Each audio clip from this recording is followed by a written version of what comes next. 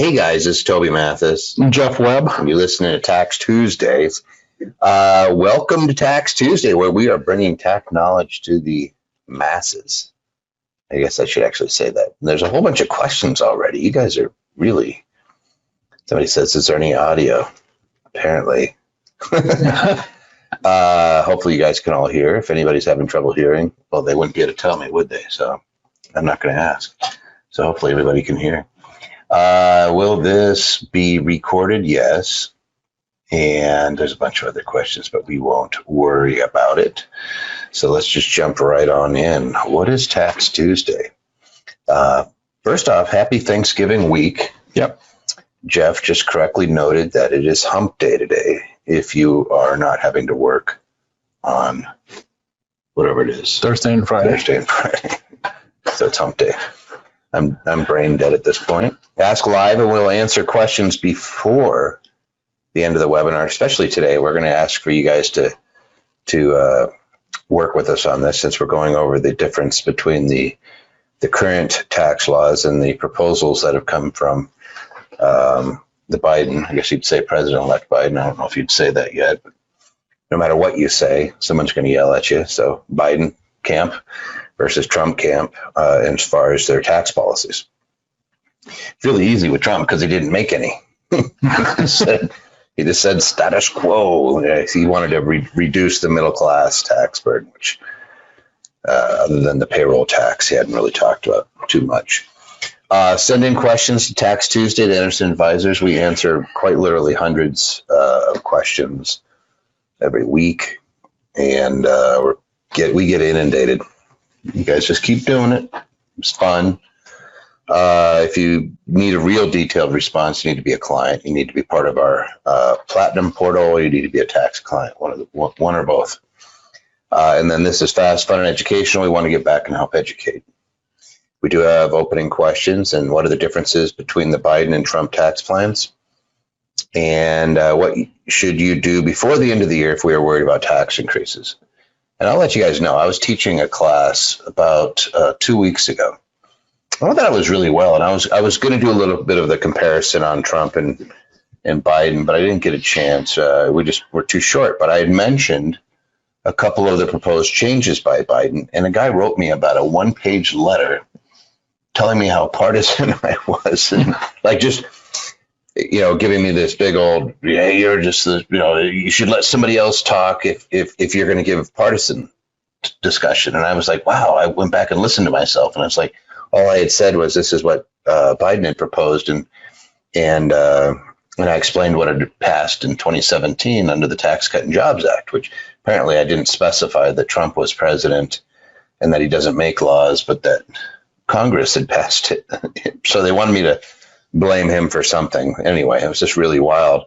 So I know some of you guys have some triggers on this. Try not to read too much in if we say Biden or Trump. We're just giving you facts. I don't want to be supportive on either side. I'm just going to tell you what the numbers are. And then we'll go over what should be done and what can be done before the end of the year if you're worried about the tax increases, because there is a candidate that had tax increases as part of their platform, and one that didn't have much on the way of tax, but who's saying that they wanted to lower taxes. So we'll go over this. Let's go over some of the questions real quick.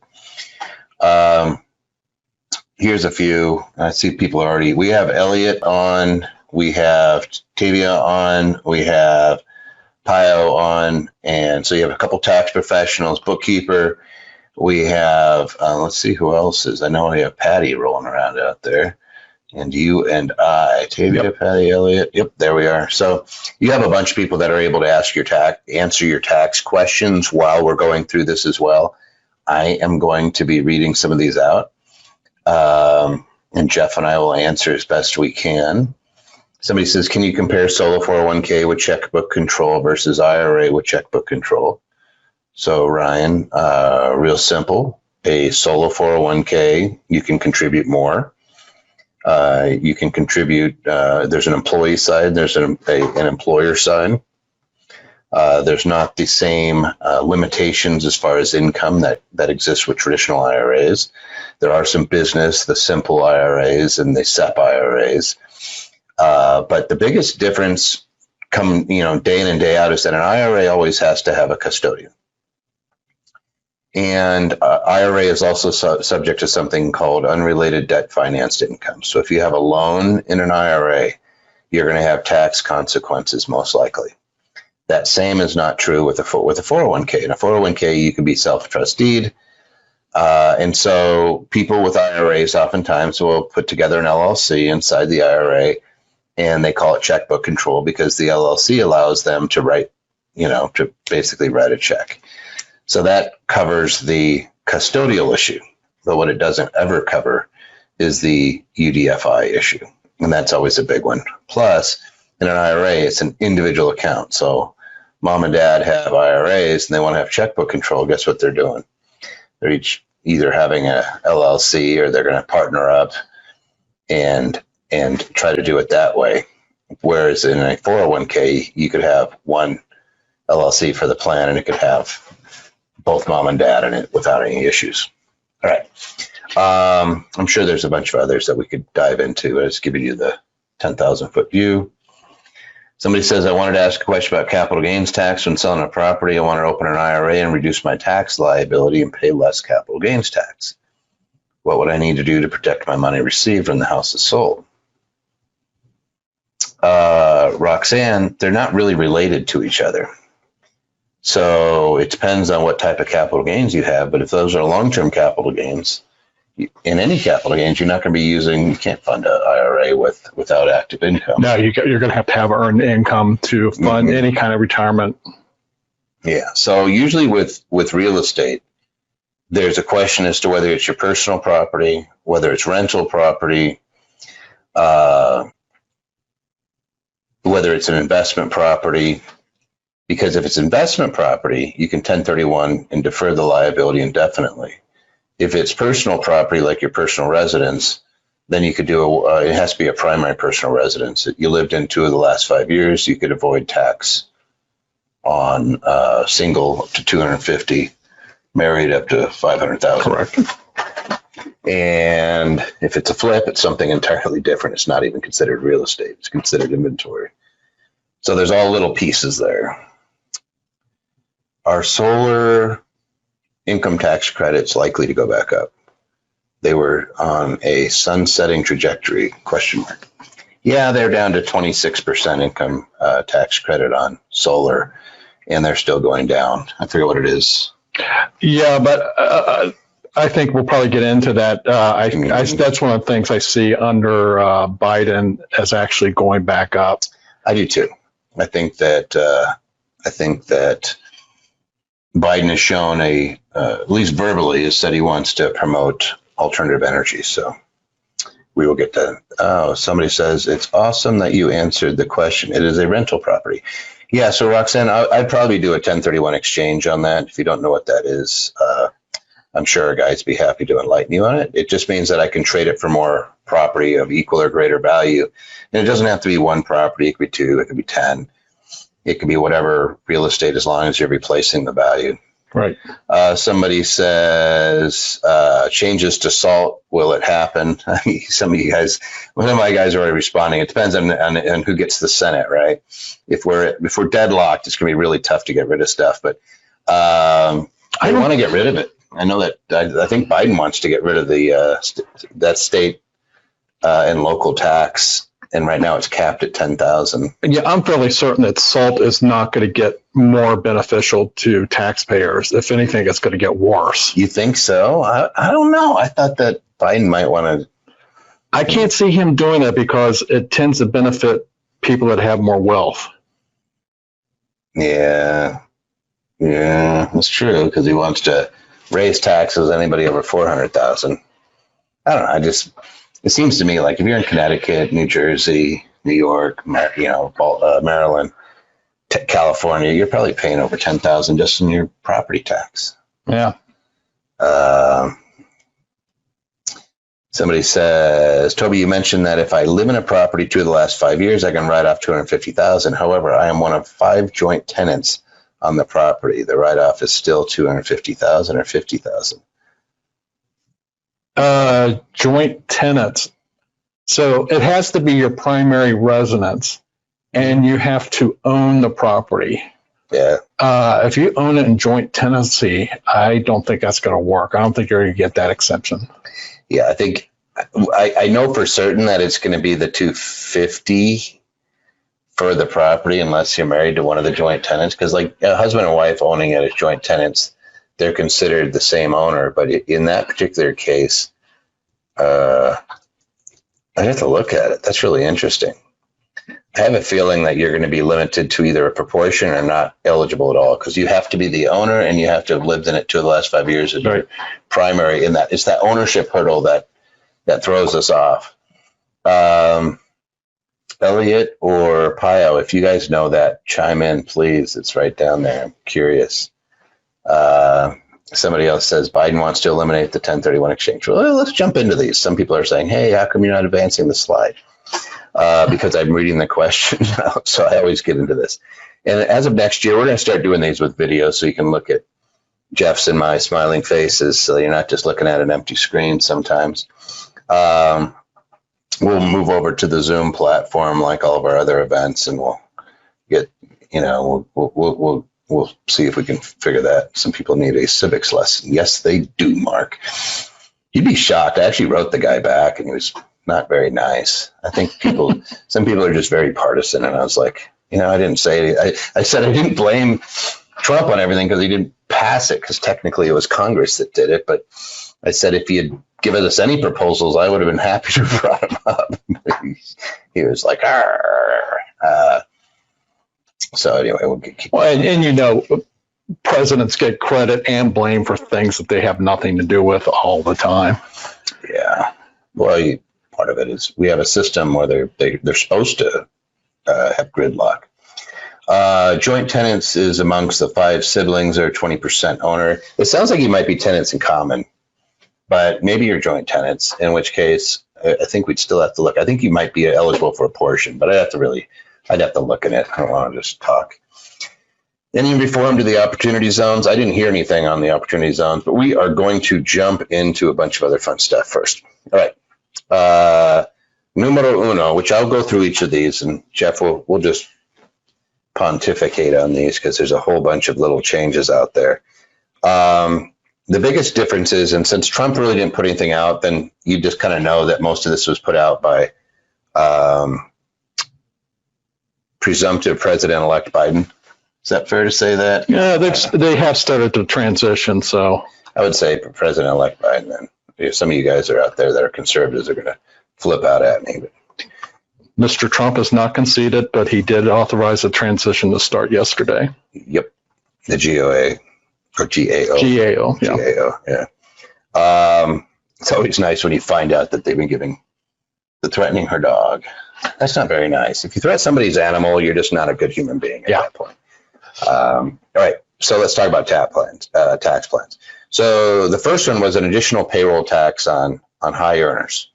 And I'll go over how this works, but it's just basically understanding that there's 2 pieces to payroll taxes. There's the old age, disability, and survivors, also known as Social Security, and there's Medicare, which is a medical catch-all.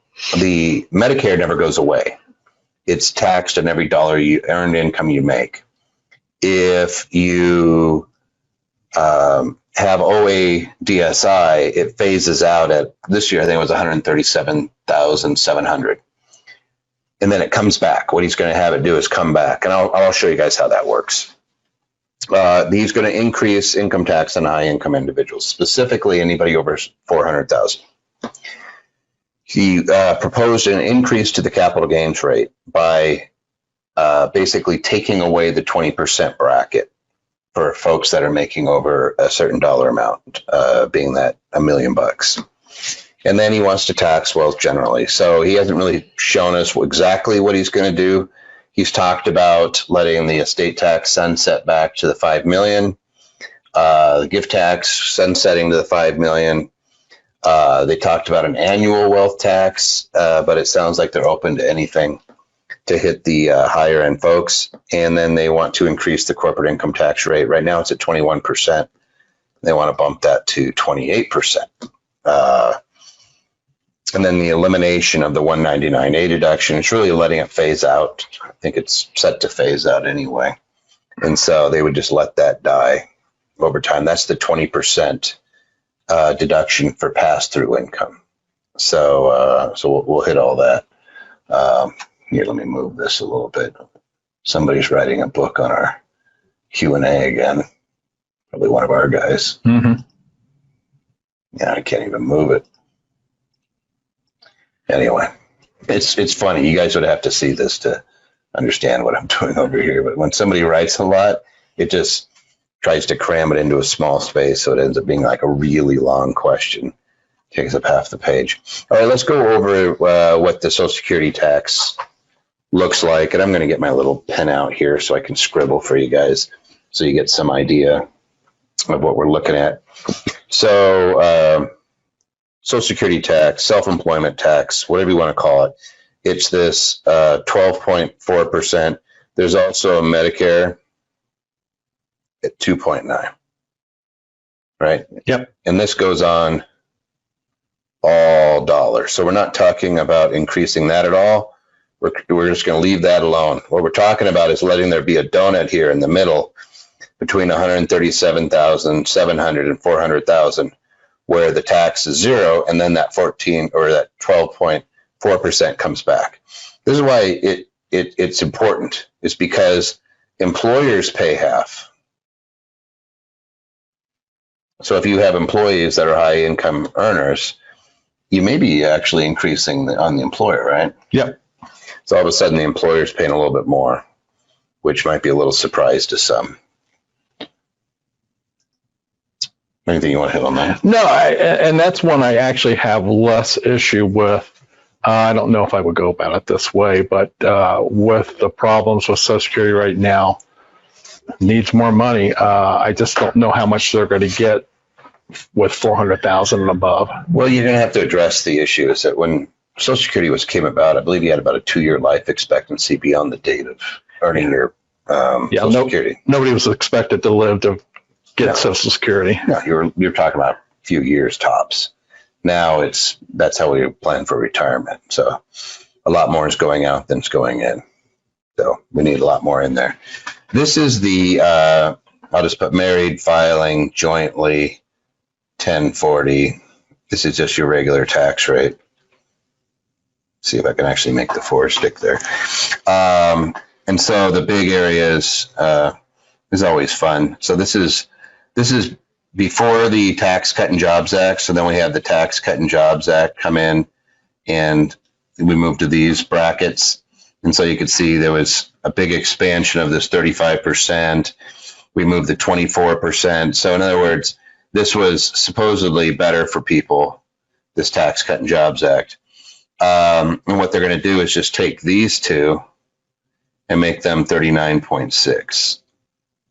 So pretty good, bump up for, just increasing it. And that's over the $400,000 mark. So you make $400,000 and below, no change. Not a fan of this one. Why not? I kind of like the idea. That's a huge jump from 32 to 39.6%. Mm-hmm. And I don't think we get much out of it. One of the things I see is more of how do we punish the wealthy without us getting a whole lot of benefit from the changes. Mm-hmm. And before somebody says, well, what about all the billionaires that contributed? Why are they cutting their own throat? Because they're not selling any of their stock. The whole big one is, you don't pay tax until you sell something that's a capital asset. Mm-hmm. I always kind of joke about that. It's like, why would they do that? Because these guys aren't going to be paying any tax anyway. They already have their wealth. They have more money than they'll ever be able to spend. And if they do, they're probably going to borrow against their asset base, which is also non-taxable. So it's kind of a joke. Somebody asked, and this is Chris, sorry, man. 2-part question about a self-directed 401k where I'm the trustee. Is it possible to contribute fully to my 401k this year and cash out a portion of the 401k to convert it to a Roth IRA. Well, so you would contribute to it, and you actually have to, for your employee deferral portion, you have to do that before the end of the year, Chris. And then after the end of the year, but before the business files its tax return, the company would match, would do a 25% of your compensation contribution into the 401k and be able to write it off. They can actually contribute up to whatever they paid you, but not deduct it all. But so assuming that we want the tax deduction, then and assuming everybody's under 50, that would be $57,000 total between your deferral and the company match. And then you'd want to convert a portion of that to a self-directed IRA. In other words, you want to make a portion of it taxable to go to your IRA. And you could do that. And then if you needed money to pay the tax, and you wanted to pull it out of the 401k, you'd more than likely you'd end up having to borrow it. And I'm just trying to see, that would be you'd be right on the cusp of being able to borrow out enough to pay the tax on it. Because you're going to be at right around, a withholding rate would be 28% on a conversion. Oh, we would be looking at that. I think I don't think they do that. I think they just. The withholding rate, I think the withholding rate may have dropped to 25%, but I'm not sure about that. But so let's say you did 200,000 to be able to contribute enough to it, or thereabouts, you'd be right around there to get your full max contribution. Then yeah, you could borrow out enough to pay for the tax. You could do that. Somebody says, if a husband passes, does the surviving spouse residents get a step up in basis on half or none? And the answer is, it depends. Community property make any difference? Yes. So if it's separate property state, then half of the house gets a step up. So the easiest way to think about this, oops, I don't want to do subtitles. Let's say we have a house, and here, let me just make this. So let's say we have a house and it's worth 600,000, and your basis is 200,000, and spouse one, spouse two, and spouse one passes. Then half in a separate property state, then half of this would step up in basis. So you'd have what would you have? So his step up share would be 300,000. His share would be 300,000. Right. Okay. So only 100,000. Well, spouse two would be at 100,000. So their basis would actually jump by $200,000. Mm-hmm. Yeah. So you'd have spouse one's basis is 100,000. Spouse two is 100,000. Right. And then it would step up to 300,000. So $200,000 step up. I'll just say SU, step up. If you're in a separate property state. If you're in a community property state, then you step up to the full 600,000 upon one spouse passing. That's why it's kind of funky, and that works not just for a house, that works for everything. So if you have any capital assets, so stocks, everything pops up in value. Hope that makes sense. All right, let's go over some of the repercussions of some of these changes, because not everybody really grasps what it means when you're messing around with tax brackets. You're saying, what does it really mean to me? Well, let's just say you're an S corporation, and you're making, I'm just going to use the $300,000 mark. So let's say you're making $300,000 pre-2018. You were paying a total of about 33%, and this is federal. There's also your state. And what ended up happening under the Tax Cut and Jobs Act was you were a little bit lower than that. Your total tax, because we're just factoring everything in, 19.2. Biden proposal wouldn't change at all. Where you see that change is at that magic number of 400,000, and then you see a big jump up. And the big jump up is that what Jeff was saying, what he didn't like, which was you're stepping from, what is it, 20 something to 39.6. Like what was that? Right there. It's because of this big jump from 32% to 39, but you're skipping right across. Like this is small compared to the 24. So you're jumping 15% pretty quickly. But the big one is that 32%. You just skipped right over 35. You increased it to 39.6 anyway, but you're having a 7.6% increase on all the dollars, and you could see it playing out here when you're looking at the numbers. So it can get, realistically, these are the big ones. When you're getting over that $400,000 mark, this is when this stuff really starts to show some pain. Yep. And that's without factoring in 199A or some of these other things. Capital gains and dividend rates. This is the big one right up here. So for those of you guys who don't know, when you receive dividends from qualified dividends from a regular company like a United States company, they're taxed as long-term capital gains. So dividends are long-term cap gains. So when you increase the capital gains rate, you're increasing the tax on your dividends. And a lot of people make their living off of dividends. A lot of the higher income folks that have accumulated stocks, they're disciplined. They don't necessarily sell them. They're going to get hit possibly with this 39.6. How many people do you think, like what percentage of people do you think actually get up over that million? Because it's got to be a fraction of a fraction. Oh yeah, I'd say it's probably under 1%. Yeah, so this is going to have an impact on a very small number, less than 1%. It's going to be a fraction of a 1%, but they're going to get hit hard. All of a sudden, they go from this 21%, or this 20%, which really isn't 20%, because when you get up over this line here, this 250. You have something called the net investment income tax, which is, what is it, 3.8? Yep. So you have that gets, knocked onto this. So it goes up to 23.8, and now you're going to be up over 40.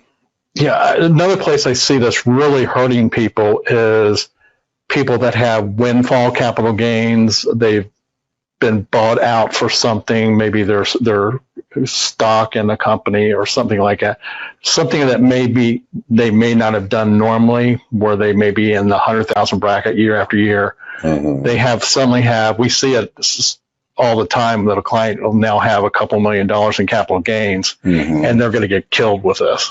Yep.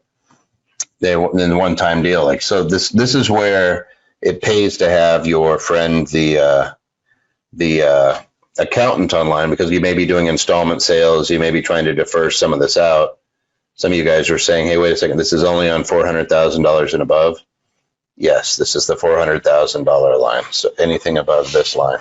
And it's not 39.6 on every dollar.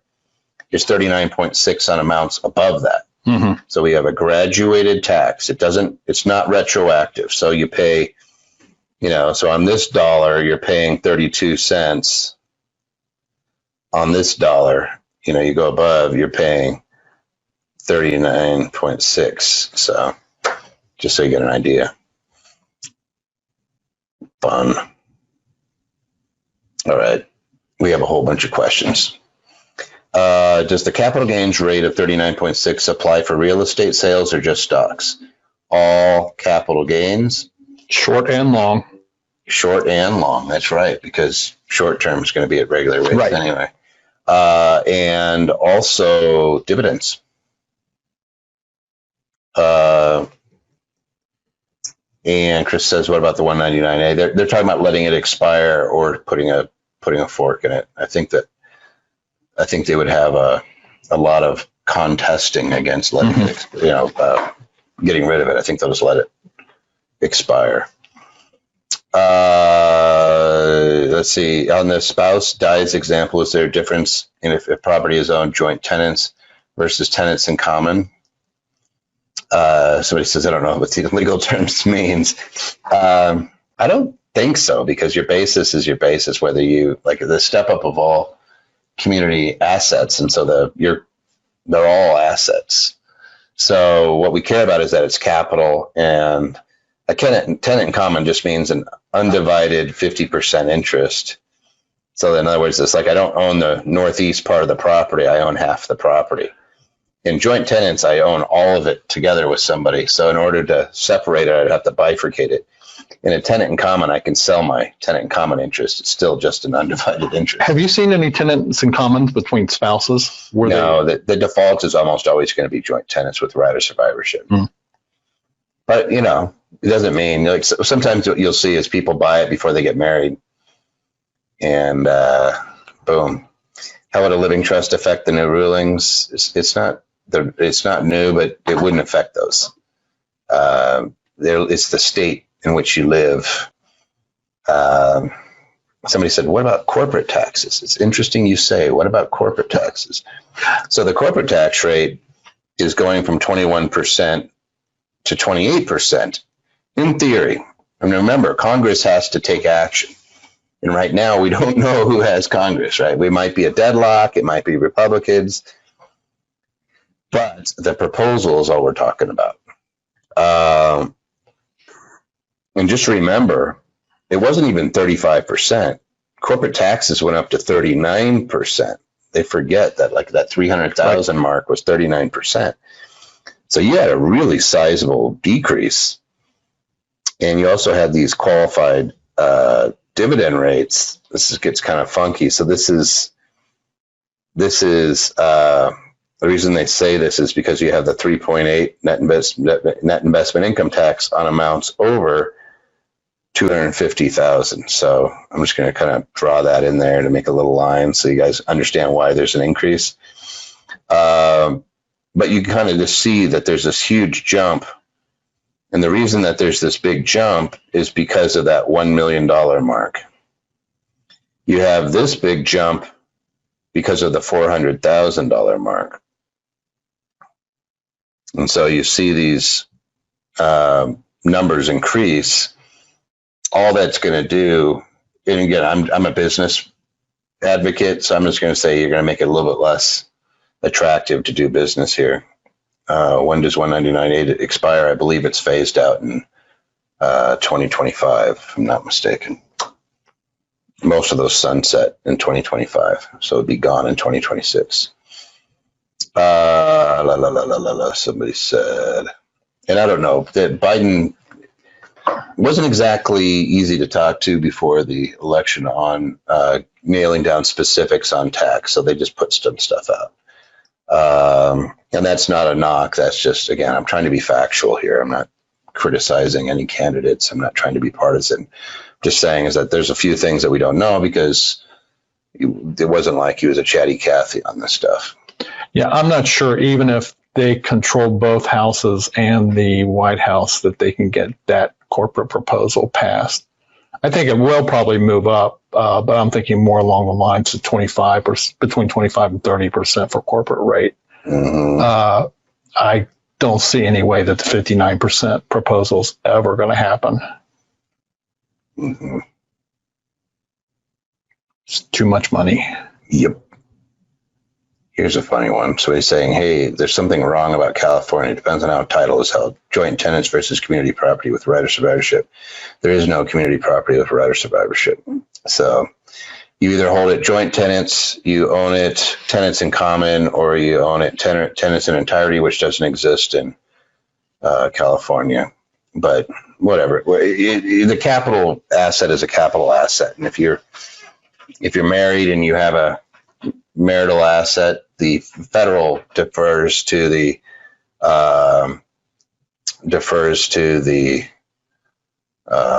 whatever the state is holding. So I'll look at it if there is something weird there. I've just never seen it. Have you ever seen an issue on that? Got a lot of clients in California, but we'll absolutely take a look. Because if I own stock, my stock basis still steps up. So I'm not aware of any reason that wouldn't hold true in real estate, but happy to take a look, Wendy. All right, proposal to restore the P's limitation. This is on our itemized deductions. Itemized deductions. So you never liked P's. Peas. You never liked P's.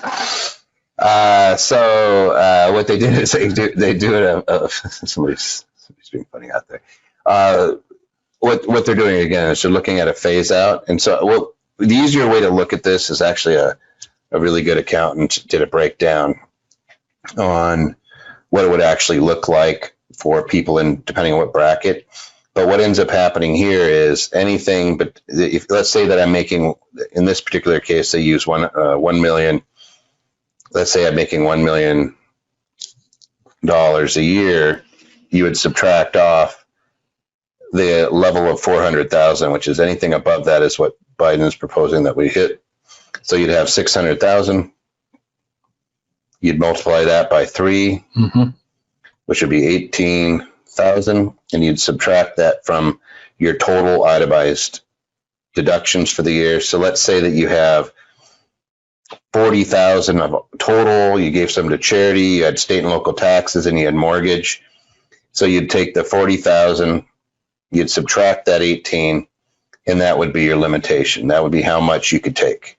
So in this particular case, it's 22,000. If you're married filing jointly, you're better off taking that 24,800. And somebody says, in a 1031 exchange, if 1031 exchange will be abolished, will this go away from 2022? We don't know what they're going to do.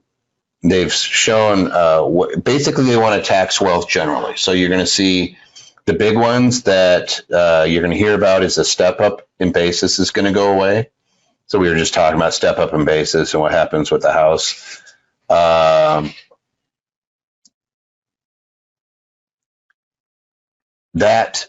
Those are the things that are on the chopping block. And they didn't say, this is what we're definitely going to do. What they said is, hey, we're going to explore these areas. And so the idea, I guess, is that they would get together and decide what's the most palatable. They make sure that they don't meet a huge amount of resistance. And, you know, most times politics, they're pretty good about seeing which one's going to tick people off the most and trying to avoid that one if they can. But what ends up happening is for people that are making a lot of money, if you had $40,000 of itemized deductions, which we're just using as an example, we're just picking that out of the air. The $40,000, what is the actual tax benefit? Right now, it's $14,800.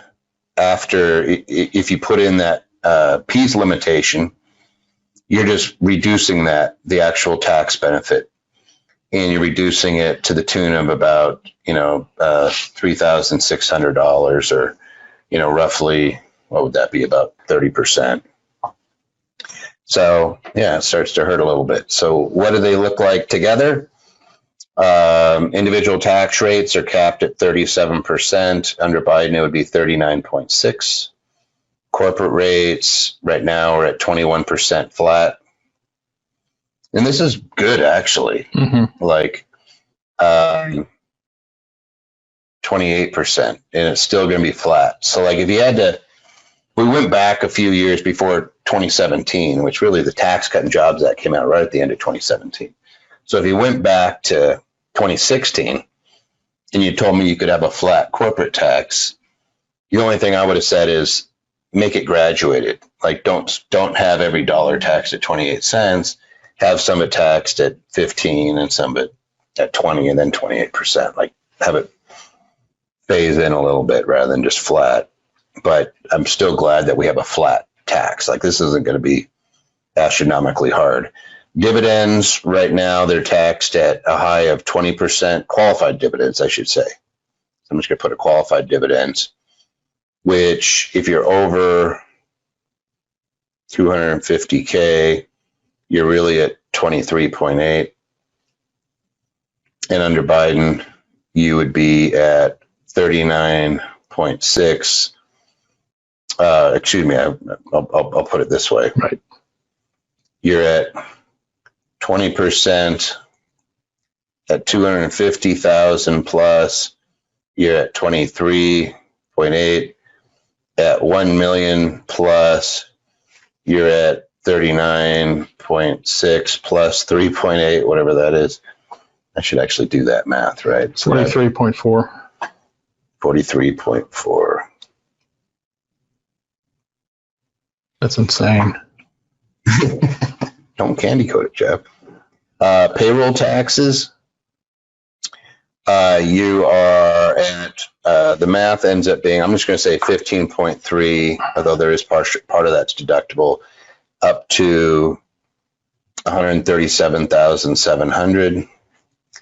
And then it's the 2.9 thereafter. There is a plus a 0.9, right? It goes up to 3.8 or something over a certain dollar amount. Over 250,000. Yeah, over 250. So we'll say 2.9 up to 250K, which then goes to 3.8. And then under Biden, that would be 15.3 up to 137,700. And then you'd go 2.9 up to 400,000. And then you'd go back to 15.3. Over, you'd go back up to 15.3. They're making it kind of complicated.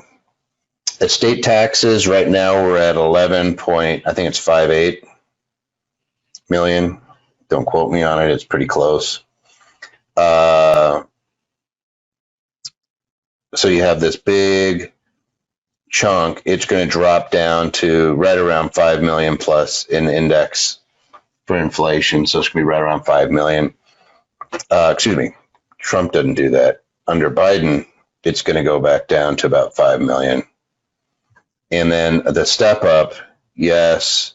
And if Biden, and I would just say no question mark, because they said these are the things they're considering, but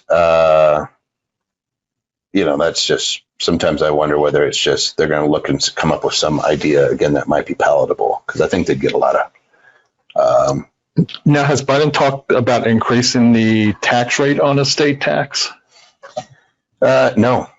He's talked about letting the exclusion phase down and go out. And somebody's saying, hey, it's interesting because the Trump's tax cut caused me to pay more in taxes. And Joyce, that's absolutely right. When the Tax Cut and Jobs Act came out, I did a webinar called Taxmageddon, because they did away with miscellaneous itemized deductions. And if you're an investor, you understand how important those are, because that's how you write off your expenses. If you have unreimbursed expenses as an employee, you didn't get that. And then they put a SALT limitation. So the bad things, so like if we want to be fair, we want to, Trump will do a bad stuff. The miscellaneous itemized deductions was a big one. In the SALT, that nailed everybody that was in New York, New Jersey, Connecticut, Maryland, where are their high states? California, Oregon. Like they nailed a whole bunch of people, and it hurt. And so when I look at the numbers of how much tax revenue is brought in, tax revenue off of individuals went up total. And some people would say, well, more people were employed and all these other things. I'm just stating a fact. Tax revenues on individuals went up, and it went down for businesses. So they gave a tax cut to a lot of businesses, which in turn will equal oftentimes more money for individuals. And then the economy did take off. So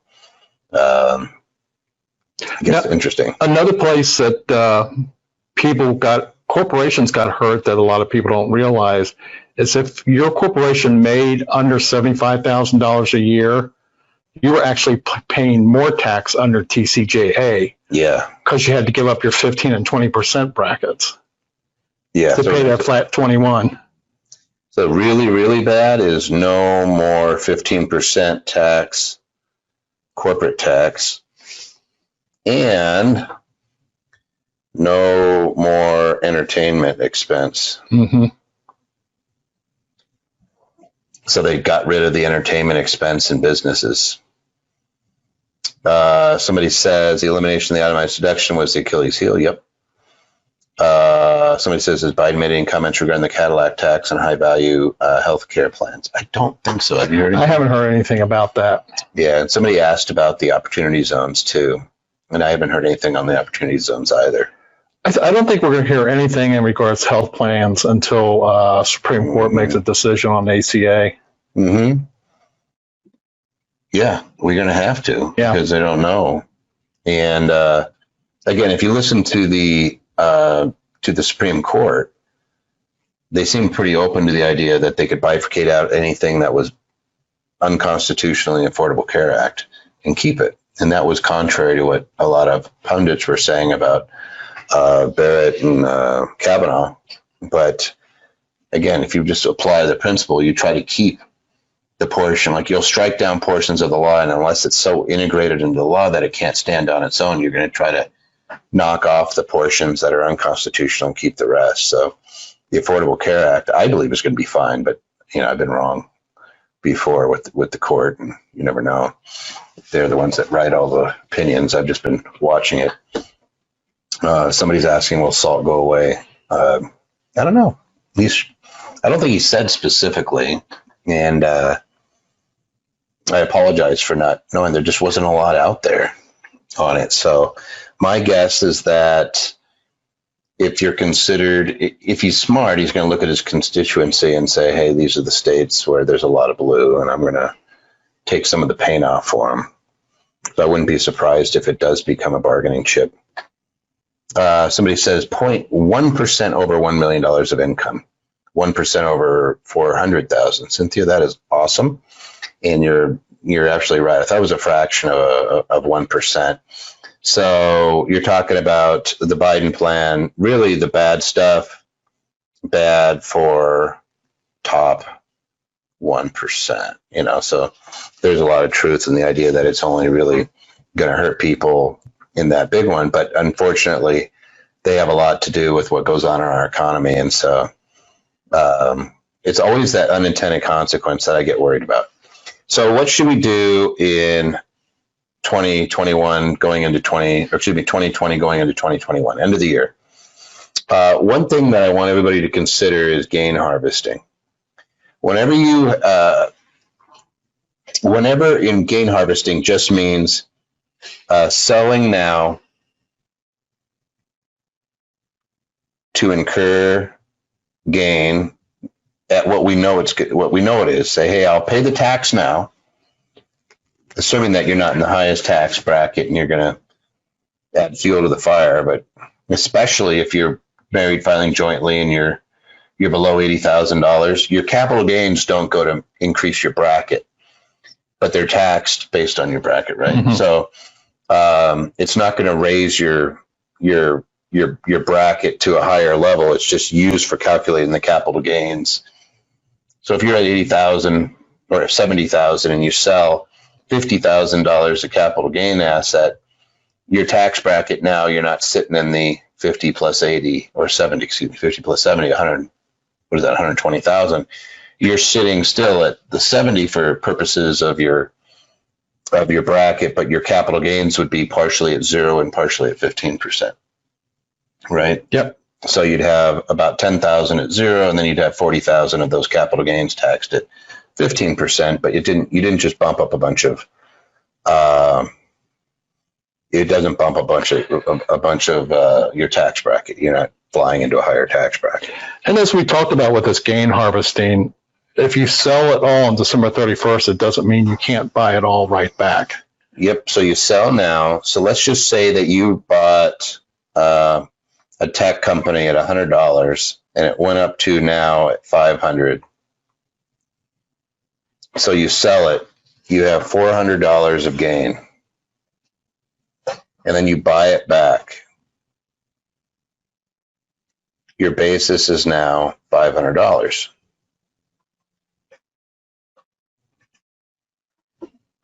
You're allowed to do that even within the 30 days. The 30-day wash sale rule is only about losses. So you may want to look and say, hey, I want to harvest some of my gain and get it back that way.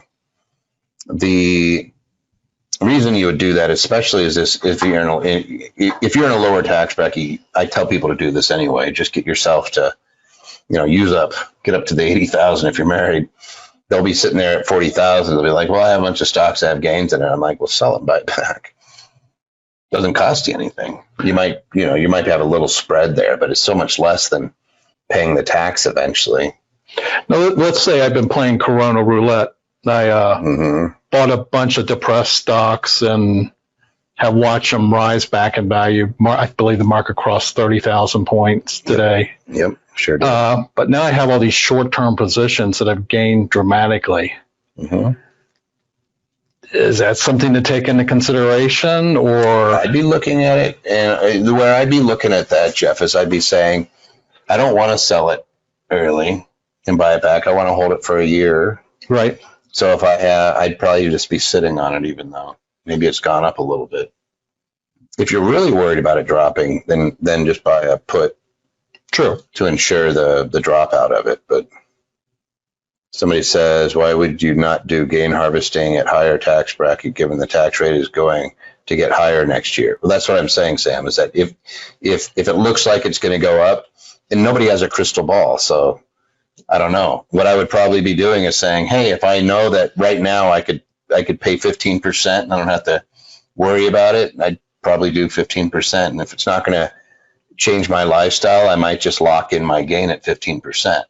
Now, Biden is also only really talking about things that are over 400,000. So if you're over 400,000, you're already sitting in a pretty high tax bracket. Mm-hmm. If I could lock in 20%, and I'm a really high income person, I might do that so that I don't have to worry about a 39.6% hit or a 40 whatever it is, 40.4, 43.4, whatever it was, the 39.6 plus the 3.8, 43.4. Yes. I don't want to get hit with that, especially if you live in a state that has a tax too, like California. You're not 43, you're at over 50%. You're going to be giving up 53.4%.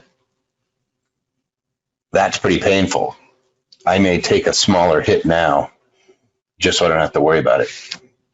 And then, but capital gain does increase your AGI, correct? It does increase your AGI, but if you ever want to lose your mind, take a look at the calculation of taxes when you have capital gains. Mm-hmm. It's a page-long mess of about 30 or 40 lines and how you calculate the gains. Yep. It's not as easy as it sounds. Yeah, and the capital gains are part of, I think what they're saying is because they want to make sure that you don't go above the taxable income on a 199 right. A deduction. So you may be looking at that, but that's taxable income, so you can still offset it. Let's see, our capital gains rates for foreigners 15 or 30% if the taxable event occurs in the U.S. It's going to depend on your treaty. The U.S. is going to tax you on that at long-term capital gains rates at our rates. Mm-hmm. So it could be 0, 15. They do a withholding, but you get it back after you file your tax return. You're right. a 1040 NR. So a 1040 non-resident, assuming that you don't live here. If you live here, then you're filing your 1040 non-resident. Well, you're a resident, so you'd be filing your 1040 anyway. Yeah. Let's see. This is fun stuff. So Roth conversion. I just want to go over the math with you guys. Well, actually, I have a slide that I did this. I didn't even think about that. A lot of people look at it. This is the difference between doing a Roth. This is a Roth IRA versus a traditional. And all I did is I said, 5% growth rate, 2% yield. So it's, somewhere around 7% annual account turnover, 25% ordinary tax rate, and 15% capital gain rate. I'm just looking and saying, hey, assuming that I'm turning the account over and I have somebody managing it or I'm managing it, I'm selling a few things here and there, and I'm getting a decent growth rate and I'm getting a decent dividend yield out of it, then realistically over a period of years, this is 25 years, this is how much I am saving quite a bit by doing my Roth, because I'm not paying any tax when I take it out, right? In a traditional IRA, it's a smaller gap, but the one thing you have to consider, and this is why it's fun to do the numbers, is I'm getting a tax benefit. So actually, I'm not sitting at the same level. I'm actually starting slightly higher. And it ends up being about the same place. And so if all things are equal, and I'm just going to give you guys an example. If I started off with $100,000 that I put into a Roth somehow, some way over the years, I contributed, and then I had a traditional. That traditional, I have to have my 100,000, and I either subtract the tax hit from my Roth. Let's say it's 25%, so 25,000. So I actually only have $75,000. If you don't want to say I'm going to subtract the tax hit from the Roth because I got no deduction for it, then you would say, hey, you got an added benefit of $25,000 over here on the traditional. So you have to factor that stuff in. If your growth is the same,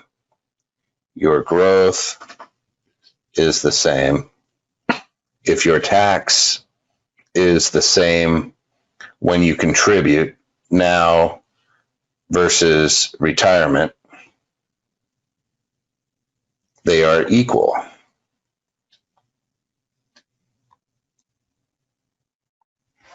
So the Roth and the traditional, there's no difference on the money because you're getting more bang for your buck in a traditional because I'm saving. Now, where the traditional is better, so if I'm going to give a check to the traditional, actually, let me just do this. I can make it go away quick.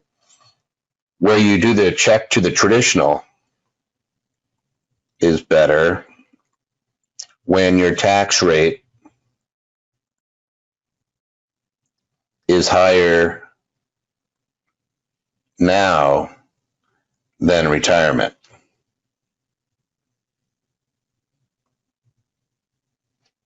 I can actually write.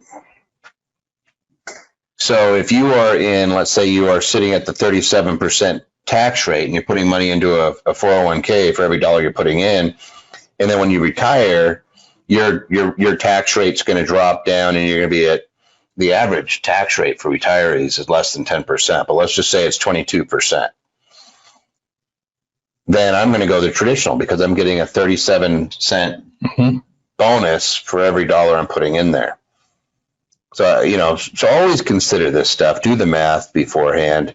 Where a Roth is better, and again, I'll just make this really simple. Roth is better when you are in a lower tax bracket now than when you retire. Which makes, that's why they're so awesome for young people and stuff. It's like, hey, if you're just getting started, get that money in there. Somebody says, but no one can predict the future tax rate. Then isn't it difficult? Yes. You're absolutely right, Rashi. That's why it's so mind numbing. Everybody that says, oh, this is better. I'm always like, well, it depends. If you're in a really high tax bracket, it's kind of like that question: when should I start collecting Social Security? Depends. It's a calculation. Somebody says, do those gains have to be around at least a year if you're going to gain harvest? No. Why would you not do gain harvesting higher bracket, given that it might go up. You could. Yeah, there's something to be said for certainty. I'm cynical, yes. Yeah, no, I think that, so for short-term gains, is there a benefit to gain harvesting at 37% bracket? The only time, all right, so if I have short-term gain, and let's say I have $10,000 and I'm at 37% bracket. The only time I'm doing this and doing my gain harvesting is if I have long-term capital losses. I'll put losses in there. Because let's say I have long-term capital losses, then I have zero capital gain. They offset. Even though long-term losses, long-term gains are taxed less, it's still, this is actually better off. Yeah, I'm a fan of any time you have unused capital losses, you should be harvesting any gains you got. Mm-hmm. Absolutely. So you always look and see whether you have any long-term losses, see what they are, because then you can harvest some of your gain. So what you do is, again, this is the look, is you say my long-term capital losses equal X dollars. So sell short-term capital gains equal to X dollars, then buy them back. Make sense? Because these create zero tax. They offset each other. So I hope that makes sense. Somebody says, I consider my Roth to be a hedge against future tax increases, and there is a benefit of not having to require required minimum distributions. Yep. I'm just saying from a tax impact, there's really no difference. And don't forget, you can actually do both and contribute to the one depending on what kind of year you're having. Yeah, something that we didn't hit here, by the way, was this carry forward NOL. We have folks that pick and choose when they're going to do a cost segregation, things like that. If you can create a loss, and you can pick and choose a year to make a loss, do the conversion during that year and take your traditional IRA and convert it into a Roth, or your traditional 401k and convert it. Somebody says, if you have a loss in a Roth, does it count as long-term? No. Or short-term? No. Wait on harvesting losses. So remember, long-term capital losses offset all short-term capital gains and long-term capital gains. So if you have a bunch of losses and you're in a decent tax bracket this year and you think you're going to go up, so if you're sitting there and you're like, hey, you know what, I could take my loss this year, but it's worth 22 cents to me. If I wait till next year, maybe it's going to be worth more to me. Maybe it's going to offset, maybe, especially if you have some positive stuff coming up. Oops. Like if you have some deals that are going to close next year, then maybe it's a good idea to say, hey, you know what, I just want to wait on my losses. I don't want to sell these things at a loss right now. I just want to wait and sell them at a loss next year when they're worth more to me. And then gifting. Gifting both from a standpoint of gifting to heirs. If you are north of especially the folks that are over the 25 million mark, then we need to talk about getting it transferred to your estate, because if that 11 million goes away, portability may go away. There's a lot of things that may go away. You have a huge gift tax exclusion right now of over 11 million. Maybe it's time to use some of that if you want to get it out of your estate. The other one is gifting to charity. And that goes up to this 100% of adjusted gross income. You can give up to 100% to charity in 2020 under the CARES Act.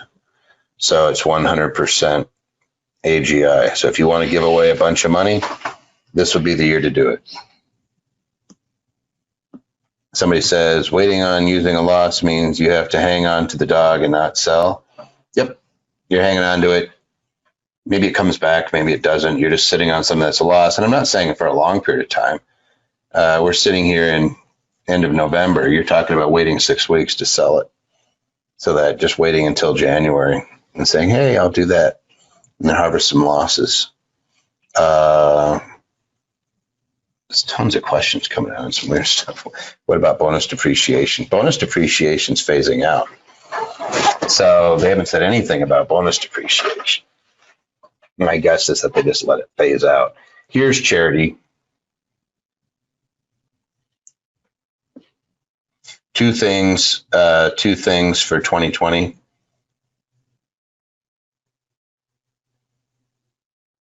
And that is that the limitation went up to 100%. Mm-hmm. And you have an above the line deduction of $300. So if you can't itemize, or you're going to take the standard deduction, you can still take up to $300 of deductions on the front of your 1040. So you can take the 300 plus standard deduction. So that's a lot of stuff we covered. Yeah. Somebody says, did you find out if it's $300 per person or $600 mailing filing jointly? Joyce, it's all over the place. We have multiple sources that say it's 600 and a bunch of accountants that are out there saying it's 600. But our reading, and my initial reading was, it was $300 for a tax return. And that's what the, I believe there was it wasn't a tax ruling, but it was guidance given that said it was $300 per return. So it's going to be weird. So the answer is, I don't know, and nobody knows. But the Treasury says we're going to treat it as per tax returns. So me and the Treasury, sometimes we don't see eye to eye. Like, no. They just put out another thing on the PPP loans that got Grassley all up in arms again, saying that they're wrong. But they said you can't deduct expenses taken from the PPP loans.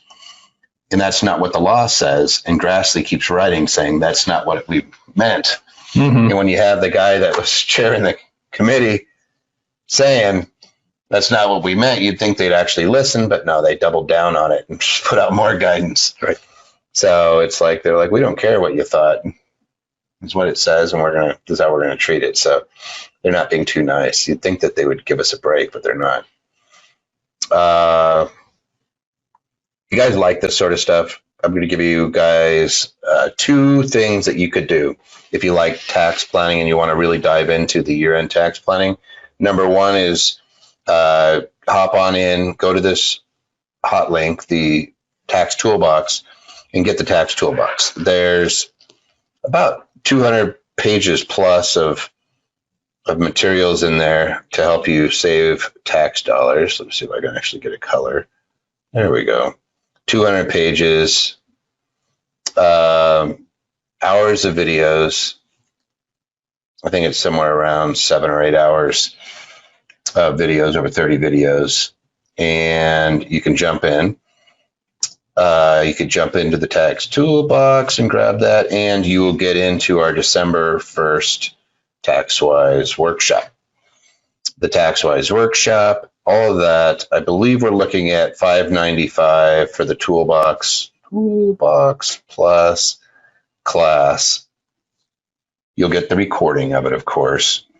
If you want just electronic version, it's $495 version. So if you don't want books, then we just give you that savings because we don't have to buy it. It makes our life easier, makes your life easier. You don't have to wait either. But I'm on like flipping pages. I like books. That's the thing. I always buy the book and then I like to make piles of them. Kick my wife off.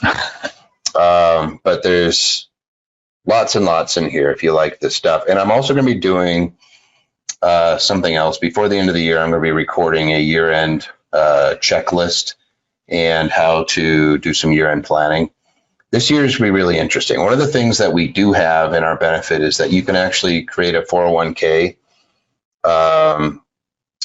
after the year end. So it used to be you had to have your plan in place before December 31st. You could actually do it after. So we'll still have some chance we'll still have a chance to do some planning even after the year's out. But we're going to be limited to the employer contribution, the profit sharing portion. We won't be able to defer employee pay for 2020 unless it was in place. And we're going to need some compensation for that person. Yeah, we're going to need, so figure that your company can match 25% whatever you paid yourself. So if you're a S Corp or something like that and you're paying yourself $100,000 a year, you could put, your company can contribute $25,000 and write it off all the way up until it files its tax return. So that would give us until September 15th. Other things we may be looking at is doing cost segregation. And we look at these things carefully, especially in October when we're making the elections. I can tell you that there's some people, I think there was probably 20 people this year where we carved off huge chunks of tax because of the cost segregations that were done in October for 2019. So know that we don't ever give up on getting some benefits. Some of the things we have to do, like charitable giving and things like that, you have to do this year before the year's out. If you want to pay yourself compensation, you have to do it before the year's out. If you want to write something off, like an extra mortgage payment, you have to do it before the end of the year. Right. There's things like that, but a lot of things we can do even after the year end, just to give you guys some ideas. Somebody says, there's a couple more questions and then we'll get out of your hair. We're already over, but what's new? If I pull $100,000 from my 401k with the CARES Act, am I required to pay it back to the same 401k or any QRP? You can, if it's the early withdrawal, you can put it into any plan as long as it's a qualified plan. So you can put it into an IRA, a 401k, all that fun stuff. Somebody says, our tax Tuesday is every Tuesday now. We do it every other Tuesday because we can only love you so much. Now we give you guys the recordings. If we have some pretty loyal followers out there and they like to write me things about things that I say that are whack, and they're like, what about this? What about this? There's a ton. As you guys see, sometimes we have conversations with the people that are out there. I'm going to go look up the California thing and see if there's any way you could somehow lose your step up on title. I don't think there is, but I'm willing to eat crow if I'm wrong, but I don't think there is. But I've been wrong before. I'll be wrong again, I'm sure. We sit here and do enough of these. We answer so many questions. It's just being open and inquisitive and willing to listen. I'd like to take advantage of the CARES Act provision to pull $100,000 from retirement account before the year end without penalty. I'm wondering if there's a benefit to pulling from one type of account over another. You can't pull it, I don't believe. Can you pull it out of an inherited IRA? I don't think you can. I think there's a limitation. So you probably want to do it to the SEP. Somebody says inherited IRA versus SEP. I think you do the SEP. Somebody says, hey, is the tax toolbox free for platinum? No, the tax toolbox normally $1,500. I'm just giving you guys the best deal ever because you guys are on a tax Tuesday. And so we just give you the best, lowest price. So it's normally $1,500. We just say, hey, forget that. It's $595. Oh, yeah, I even put $295. Look at me. Somebody's going to grab that screenshot. $295, and then it's $495 e-version. People are hitting print screen left and right. Yeah. If you don't like it and you say, hey, this was bunk, then I'll just give you your money back. Make it really easy. It's kind of weird, though, if it's electronic, so just be honest. But I don't want anybody to ever feel like they buy something they're not getting a big value at. The way I look at tax stuff is you should be getting about a 3-to-1 return on every dollar you spend on tax. So I really like, whenever you do tax planning, it should be paying you somewhere in the $1,000 an hour realm. We have people that we blow it out of the water and some people that it's closer. But in any event, if you're doing tax planning, it should be paying you money back in your pocket. So we want to make sure that we're getting it. A word about tax-wise, that's December 1st, right? Yep. I am actually, for everybody who's listening, I am actually encouraging my people to attend tax-wise because there's always something new to learn and a lot of good strategies talked about. So yes, we're going to give it a big thumbs up. Yeah, Jeff oversees all the accountants here. We have a ton of them. So 30 plus. Yep. And so we're going to make sure that so much changes, guys. So we always want to make sure that we're staying up on it. And there's so much. I know right now I've been doing the research on solar. There's a bunch of cool stuff that you can do on solar. And I think that's going to be going up. In using tax cuts and working with charitable organizations, we're looking a lot on the cost seg plus the accelerated depreciation. We're going to be going over 288, obviously, and also the offices, different ways to deduct your offices. We have over 30 different strategies, including how to put $57,000 in your Roth account, and that's using a Roth 401k, but you can do it. And there's a whole bunch of other fun stuff that you can do. Income splitting, real estate professional status, all those things go in there. Somebody says, hey, I bought the third event. Oh, look at this. They bought the third edition of TaxWise and they'd like the latest. Nilsson, we'll make sure that reach out to Patty. She'll get you a free version, free copy. We're on version 4. Will TaxWise be recorded? Yes. Is the Roth 401k the same as the solo 401k? They have different pieces in it, but yes. If you set up a solo, you can actually have 3 buckets in it. And let's see, Chris, I owe you a document. I'm almost done. Anytime I see somebody where I owe them something, I start feeling immediately guilty. I've been working on stuff at night. I want to make sure we'll get it. I promised this one last week, and now I feel like, ooh. We'll get it from you. When you pay back IRA withdrawal under the KAYS Act, is it considered a qualified tax deduction? No, they consider it a trustee to trustee transfer. So you don't have to worry about that. And then somebody said the CARES loan available. I'm assuming you mean, Mike, the $100,000 loan that was out of the 401k that expired at the end of September 20 something. It was not mandatory for those folks either. It wasn't mandatory by the administrators.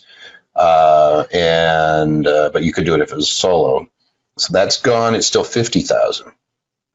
And then we'll see if it comes back.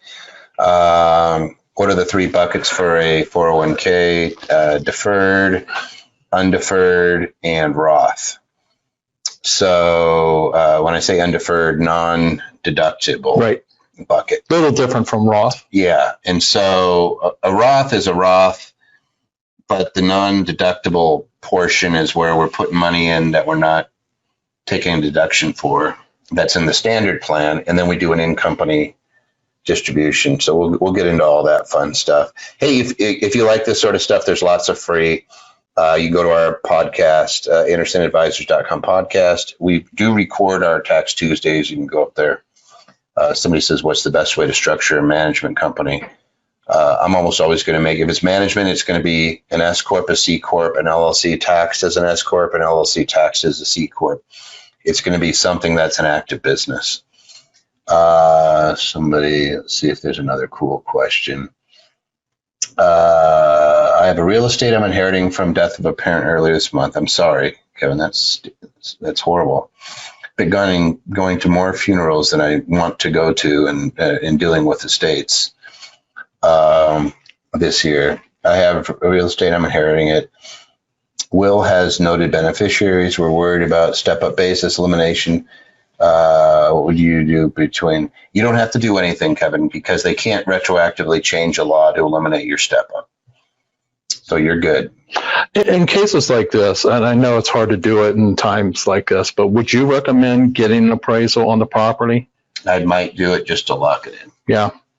And when you do that, you want to make sure you're telling the appraiser why you're getting the appraisal. Mm-hmm.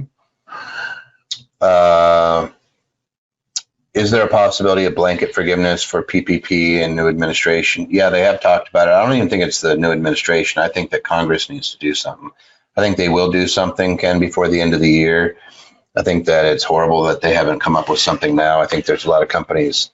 I was talking to an attorney friend of mine who's preparing lawsuits right now in Nevada to keep a chain of gyms open. Mm-hmm. And there's just a lot of action being taken by the governors that on its face appears to be unconstitutional, but whatever the case is putting people out of business, and people are starting to get really tired of it. And I'm not going to pick a side on if it's good or bad. I'm just saying that from a constitutional standpoint, I think that there's some problems when people are talking about your conduct inside your home and putting people out of business. It seems to me that the day that they put Costco and tell them to shut down is the day that I'll start listening about what they're doing to a lot of these smaller businesses. And no offense to Costco. I love Costco. I just think that COVID lives in Costco. I've been saying that since it started. I'm like, ever since they ran out of toilet paper, I'm pretty convinced that everybody goes to Costco and it's always jammed. I'm just glad I don't have to make those decisions. Mm-hmm. All right. What did I do to my screen? There we go. The replays are in your Platinum portal. We do all the, if you're Platinum, you get all the Tax Tuesdays rolling around in there. And then you can always listen to our iTunes, Google Play. Just go Anderson Business Advisors, our podcast. I do a bunch of other stuff on there too.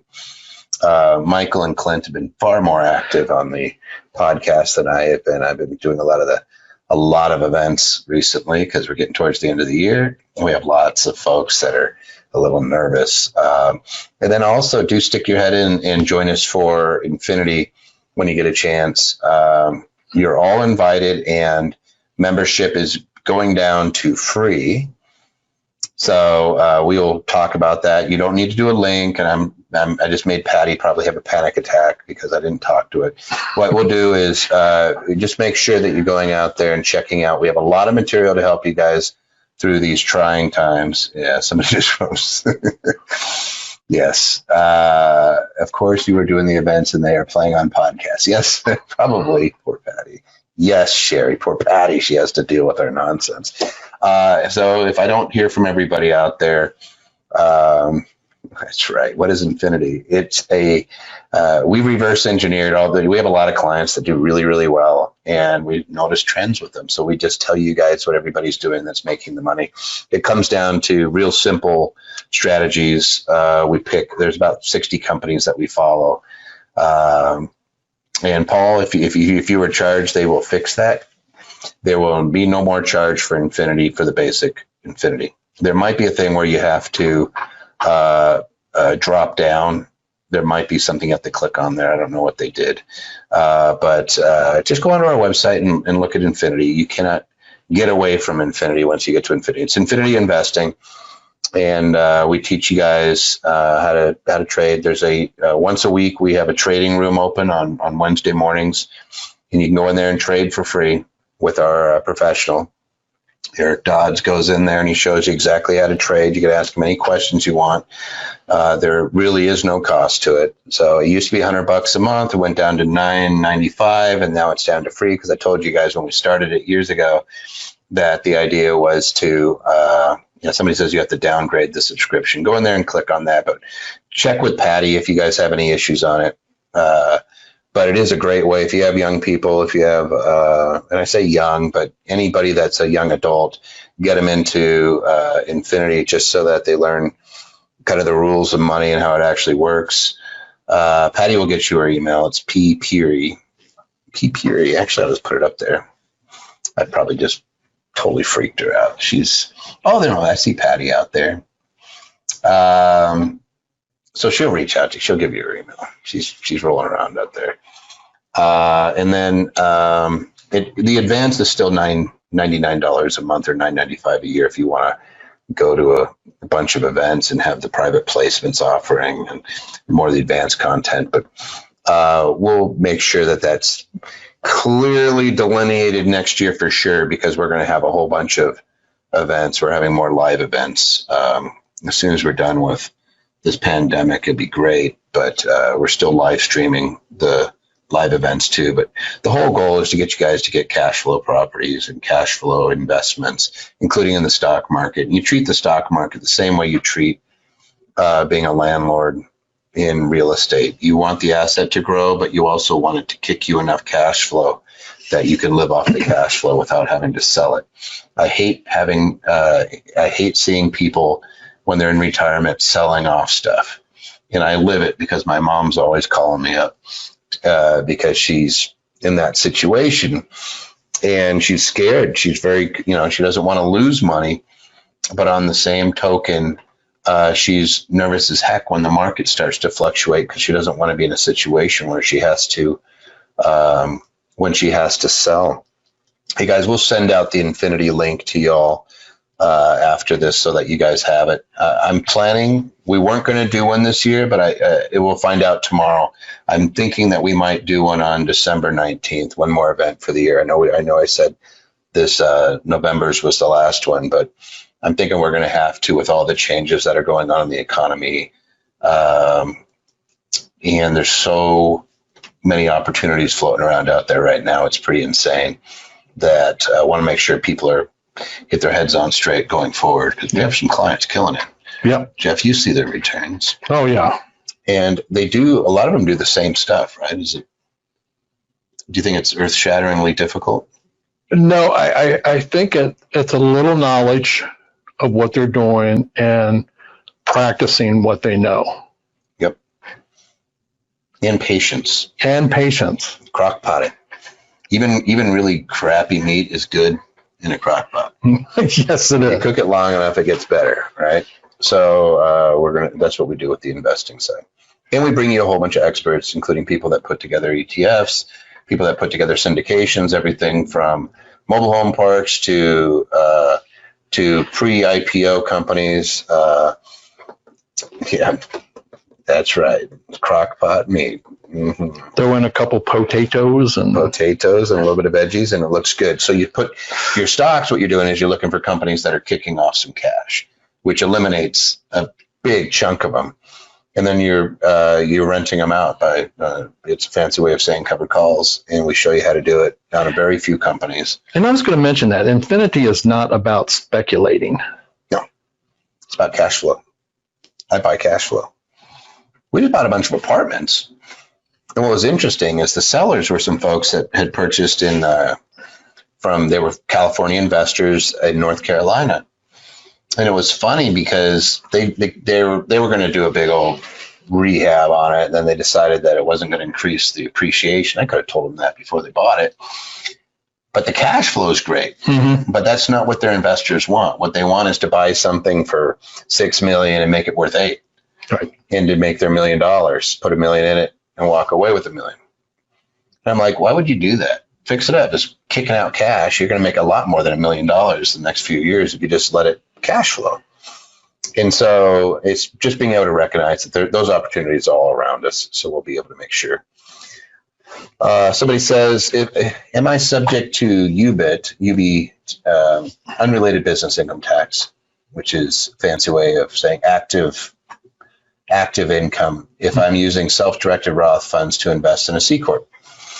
And it is an LLC tax as a C Corp, treated the same as You are not if you're receiving dividends and you're a passive owner. You are if you're actually running the C Corp, and that's where you get into this thing called a Rob's transaction. It's really hard to be subject to UBIT if you own a C Corp. Yeah. And chances are somebody else is running it. As long as they're not a disqualified person, you have nothing to worry about.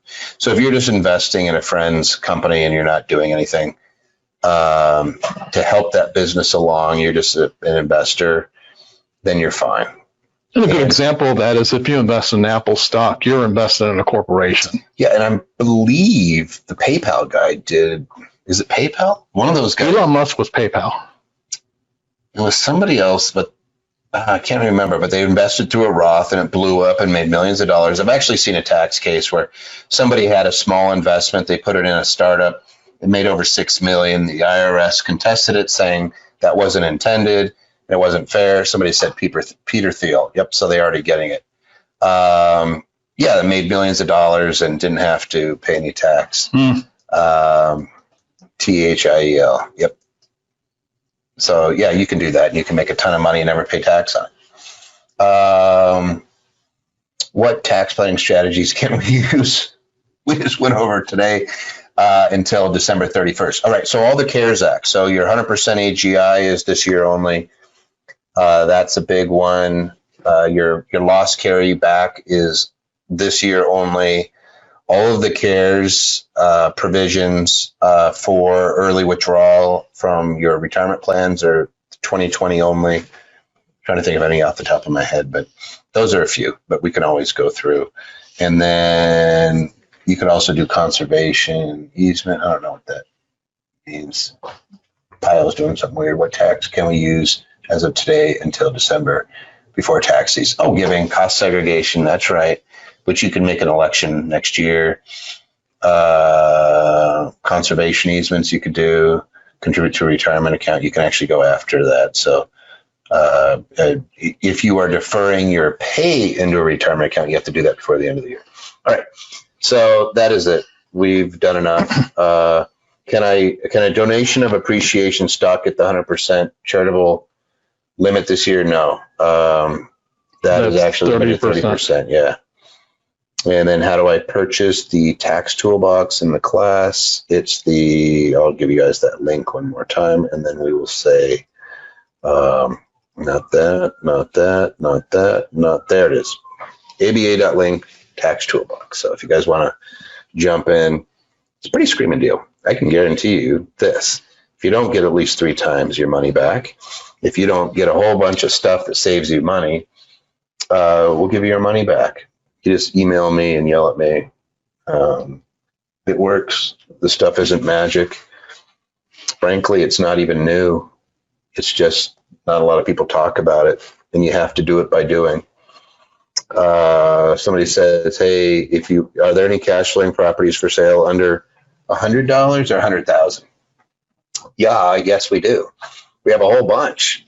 And I can put you in touch with people if you want them. I think we just, the group we work with in Charlotte has over 40 properties.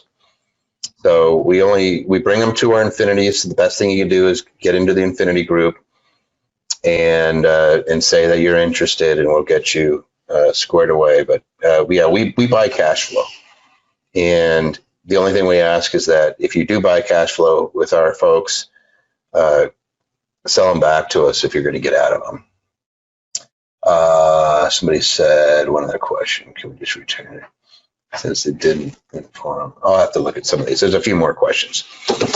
Perfect, guys. Thanks for joining us, and happy Thanksgiving. Hopefully you're able to get through it without too much rough stuff. I know that everybody's telling us not to drink and not to get together. So Remember, only 2 people at the table at a time. only 2 people. Make sure you put a mask on your turkey. God knows they're dirty birds. All right, guys. Happy Thanksgiving.